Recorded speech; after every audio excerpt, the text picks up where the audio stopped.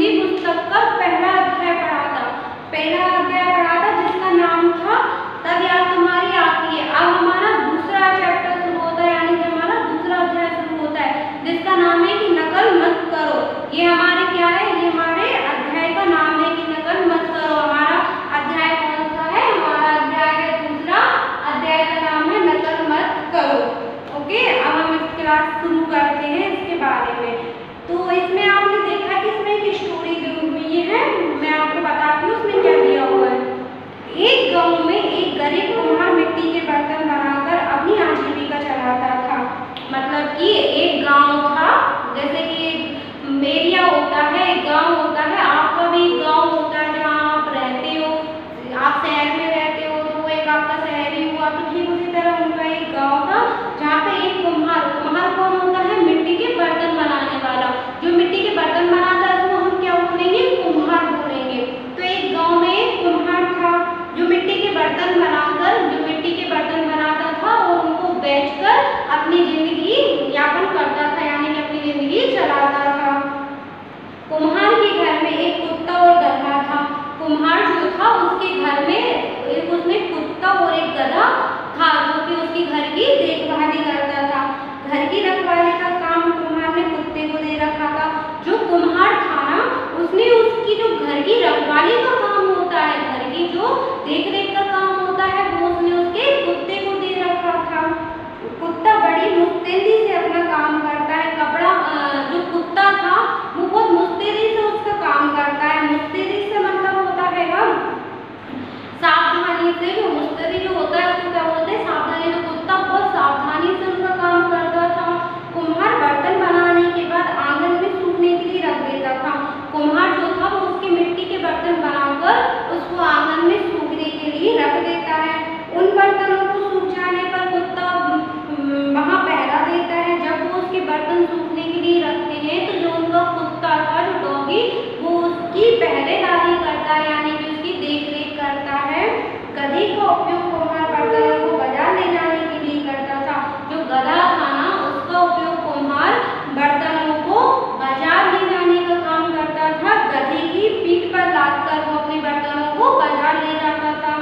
एक दिन गधा सोचने लगा, मैं रोज इतना कठिन परिश्रम करता हूँ, इतना भारी बोझ अपनी पीठ पर लादे पूरे बाजार में घूमता हूँ, अगर कुत्ता मुझसे आधा बोझ भी उठा दे तो उसकी 2 दिनों तक उठने की हिम्मत नहीं होगी। गधा सोचता है कि मैं रोज इतने भारी बर्तन को उठाकर बाजार ले जाता हूँ, फिर उनको वहाँ बेचता हूँ बाजार अपनी पीठ पर। अब वो गधे की जो आपने देखी हुई पीठ पर सारा वजन लाद देते हैं, तो गधा यही कहता है कि मेरी पीठ पर इतना वजन लाद देते हैं, उस वजन को लाद कर मैं मार्केट जाता हूँ, फिर उस चीज़ों को मैं बेचता हूँ बाजार में। अगर ये काम कुत्ता करे तो कैसा रहेगा, ऐसा गधे ने सोच लिया है।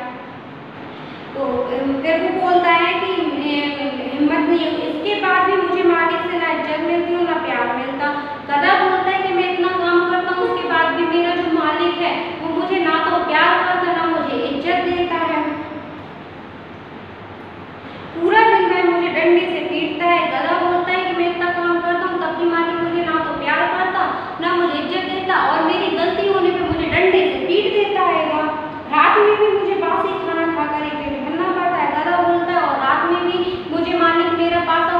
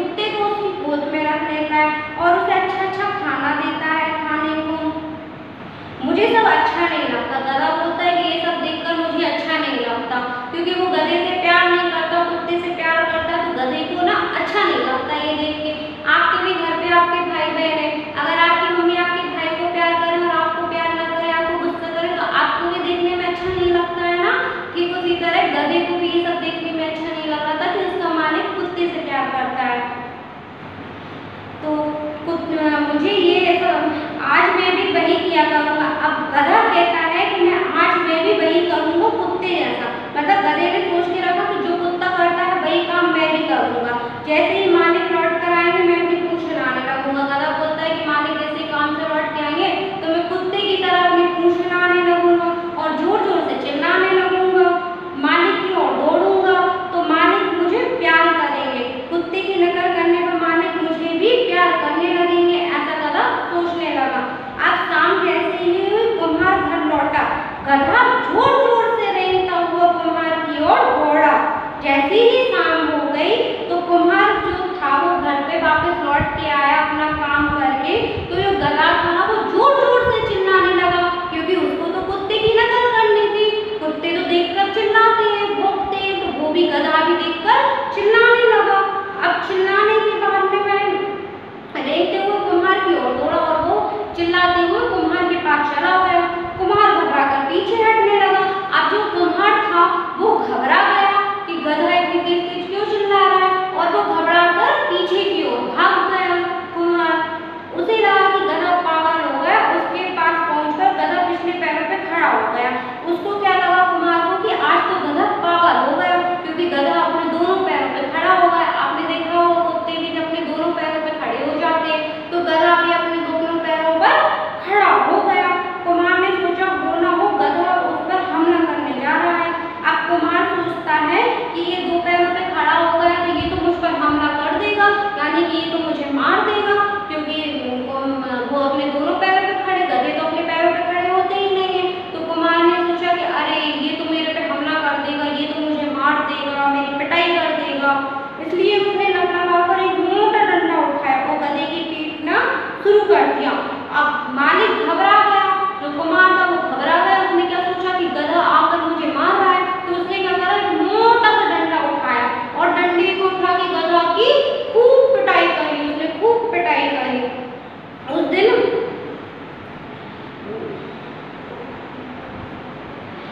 गधा हक्का बक्का रह गया। उसने गधे की पिटाई करना शुरू करी तो गधा हक्का बक्का रह गया। हक्का बक्का मतलब आश्चर्यचकित, मतलब एक उसको अचंभा सा हुआ, एक आश्चर्यचकित रह गया। कौन रह गया? गधा। उसकी समझ में नहीं आ रहा था कि उसकी गलती क्या थी। गधा ने सोचा कि मैं कुत्ते की तरह प्यार करूंगा तो मेरा मालिक मुझे भी प्यार करेगा। लेकिन जैसे ही उसने कुत्ते की तरह प्यार करना चाहा तो उसके मालिक ने उसको पीट दिया। अब गधे को आश्चर्यचकित हुआ कि मैं तो प्यार कर रहा था, फिर भी मेरे मालिक ने मुझे क्यों पीट दिया। उसकी समझ में नहीं आ रहा था कि उसकी गलती क्या थी। गधे को समझ में नहीं आ रहा था कि मैंने क्या गलती कर दी और मेरे को मेरे मालिक ने मार दिया। तो उस दिन कुम्हार ने गधे की खूब पिटाई की। गधे को अधमरा गधा मटके के पास बैठकर खूब रोया। फिर जो गधे की उसने पिटाई कर दी तो गधा बेचारा जो मिट्टी के बर्तन थे उनके पास जाके गधा बेचारा खूब रोने लगा। उसको ना बहुत बुरा लगा और वो रोने लगा। आज की पिटाई से अब उसकी ना आज पिटाई हो गई तो गधा ना अपने जो उसका घर था इसके पास वो गया और वहां जाकर बेचारा वो रोने लगा। तो रोते रोते वह यही सोच विचार कर रहा था कि मुझे मालिक ने इतना क्यों मारा। तो आपको इस कहानी से क्या शिक्षा मिलती है? मैंने इस कहानी पढ़ाई, आपको इस कहानी से क्या शिक्षा मिलती है? हमें इस कहानी से शिक्षा मिलती है कि हमें कभी भी किसी की नकल नहीं करना चाहिए। कोई व्यक्ति यदि कुछ काम कर रहा है या कुछ भी कर रहा है तो हमें उसको देखकर उसकी नकल नहीं करनी चाहिए। आपके घर में भी सभी लोग हैं, आपके सदस्य हैं, आपके पेरेंट्स हैं, सभी लोग हैं, वो कुछ करते हैं तो आपको उनकी नकल नहीं करनी चाहिए। आप एग्जाम देते हो, एग्जाम में आपका जो दोस्त होता है वो कुछ और लिखता है कॉपी में, आप उसका देख के आप भी लिख लेते हो। तो इसी तरह ये बोला गया है, इस कहानी में भी ये बोला गया है कि हमें कभी किसी की नकल नहीं करना चाहिए। तो आपको ये कहानी कैसी लगी और इस कहानी को सुनने के बाद में आप क्या फील करते हो? इस कहानी हमें ये कहानी अच्छी लगी। इस कहानी को सुनने के बाद में हमें ये एहसास हुआ कि हमें कभी किसी की नकल नहीं करना है। ठीक है, आज की क्लास में इतना ही रहेगा। नेक्स्ट क्लास में हम आपको आगे इसके बारे में आगे पढ़ाएंगे और नया नया कुछ सिखाएंगे। Okay, thank you for the watching video.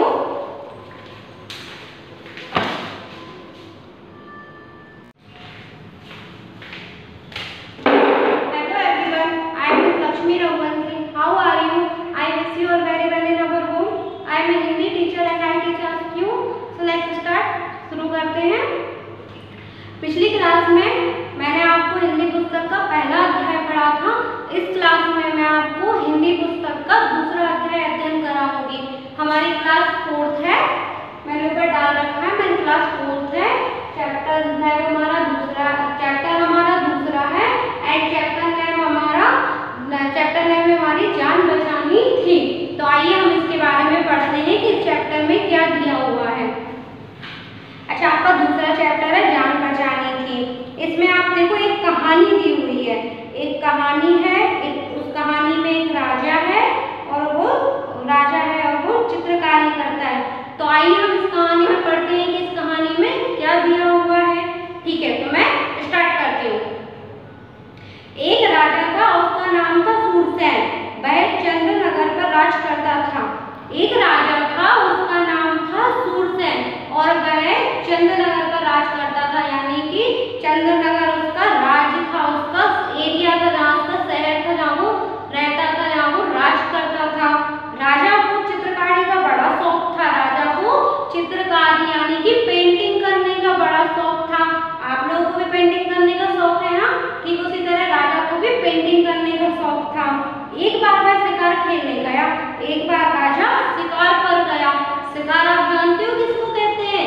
शिकार वो होता है जब बाहर जाते हैं और बाहर जाने पर जो शिकार करने पे जो पशु पक्षियों को पकड़ कर अपने घर में ले आते हैं, उनको कैद करके रख लेते हैं, तो वो क्या हुआ है? शिकार करना। तो राजा भी कहाँ गया था? शिकार करने। शिकार खेलते खेलते वह थोड़े ही समय में ऊब गया, मतलब वो शिकार कर रहा था। शिकार करते करते वो थोड़ी देर में थक गया था। आप लोग भी खेलते खेलते अपने घर में थक जाते हो, ठीक उसी तरह सूरसेन भी शिकार करते करते थक गया था। तब उसने रंग ब्रश तथा कैनवस के लिए एक और पहाड़ी पर जा बैठा। तब उसने क्या करा कि अपना रंग उठाया, अपने ब्रश उठाए और अपना जो पेंटिंग करने का जो स्टैंड था वो उठाया और एक पहाड़ी पर जाके चढ़ गया पेंटिंग बनाने के लिए। उस समय सूरज डूब रहा था।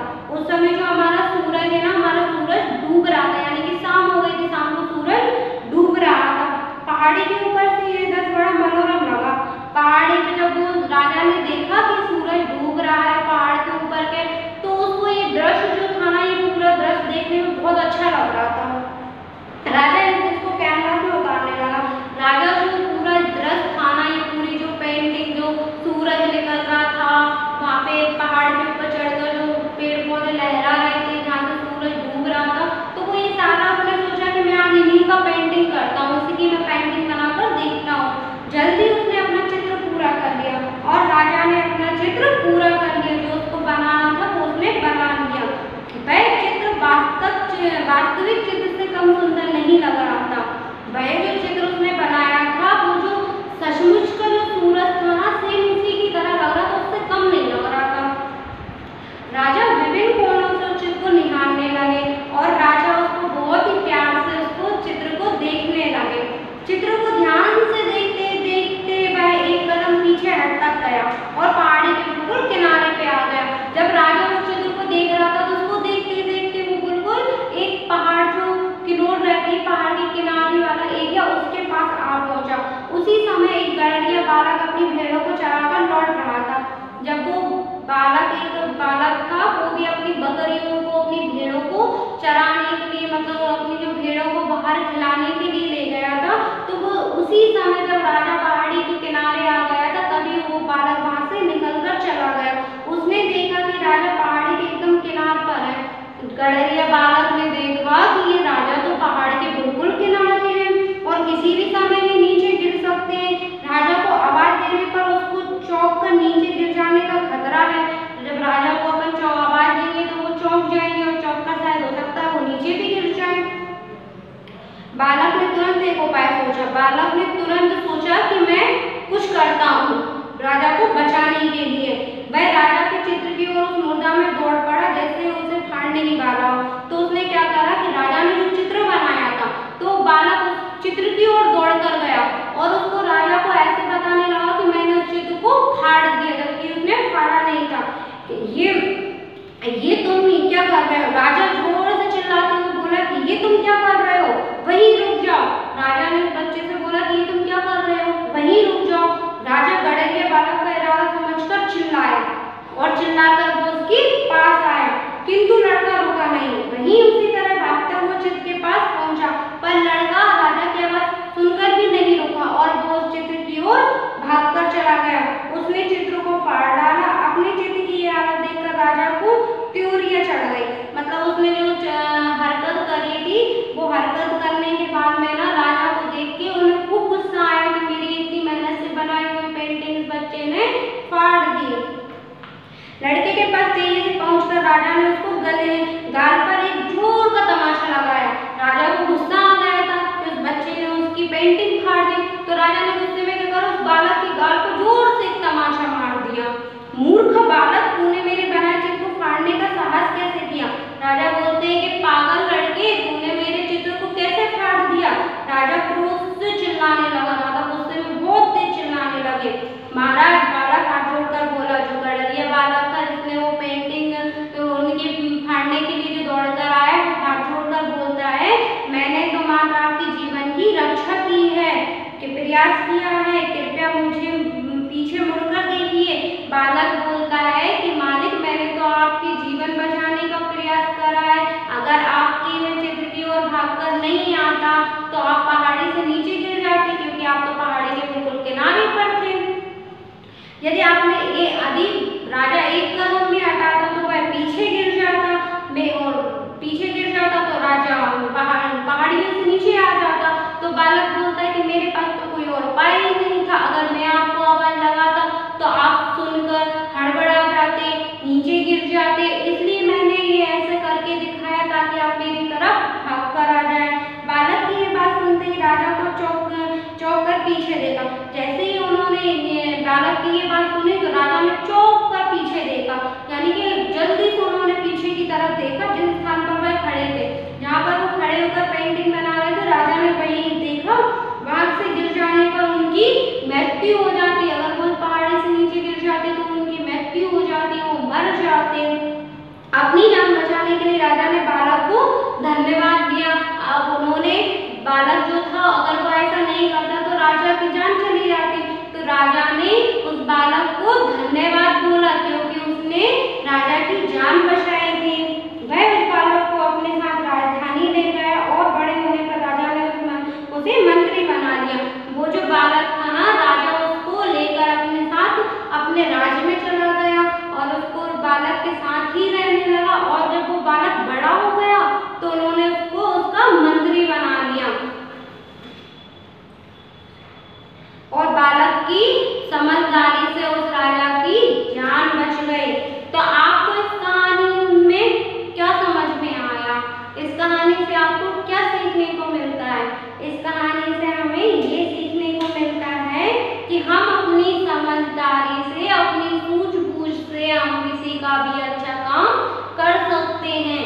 अगर हम किसी को हड़बड़ाहट में या उसको जल्दबाजी में बोलेंगे तो वो इंसान घबरा जाएगा। अब आता है निम्नलिखित प्रश्नों के एक पद में उत्तर दीजिए। तो राजा का नाम क्या था? राजा का नाम क्या था? ये आपका दूसरा क्वेश्चन है। निम्नलिखित क्वेश्चन के पद में उत्तर दीजिए। ये आपका का वाला है। राजा का नाम क्या था? तो राजा का नाम क्या था? सूरसेन। राजा का नाम क्या था? अभी हमने आपको पाठ में पढ़ाया था ना, राजा का नाम था सूरसेन। ये उसका नाम था। ये हमारा खा वाला ऑप्शन है। खा वाले में क्या था? राजा को पहाड़ी के ऊपर का दृश्य कैसा लगा? तो कैसा लगा उसको? बड़ा मनोरम, यानी कि बहुत अच्छा। तो हमारा आंसर क्या होगा? बड़ा मनोरम। अब हमारा गा वाला आता है। राजा का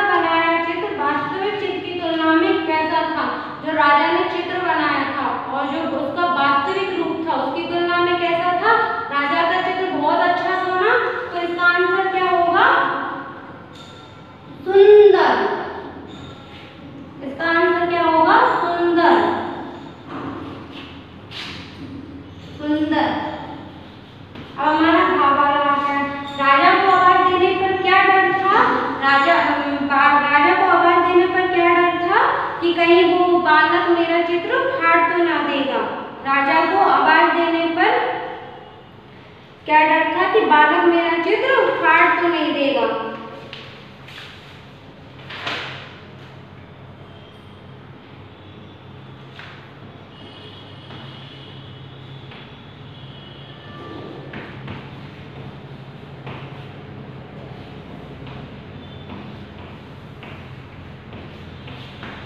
ये हमारा गा वाला क्वेश्चन। अब हमारा डा वाला आंसर क्या है? चित्र फाड़ने पर राजा ने बालक के साथ क्या किया? चित्र फाड़ने पर जब बालक ने उसका चित्र फाड़ दिया तो राजा ने उसके साथ क्या किया था? उसके घर पर जोर से तमाचा लगा दिया था। तो हमारा ये आंसर क्या होगा? तमाचा मारा, तमाचा मारा। तो ये हमारे क्या थे क्वेश्चन आंसर। मैं इनका पीडीएफ भेजूंगी आपको मंडे को, तो आप मंडे को नोट कर लीजिएगा।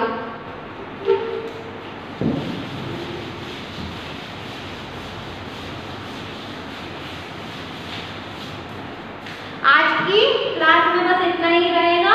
नेक्स्ट क्लासेस में हम कुछ नया पढ़ेंगे।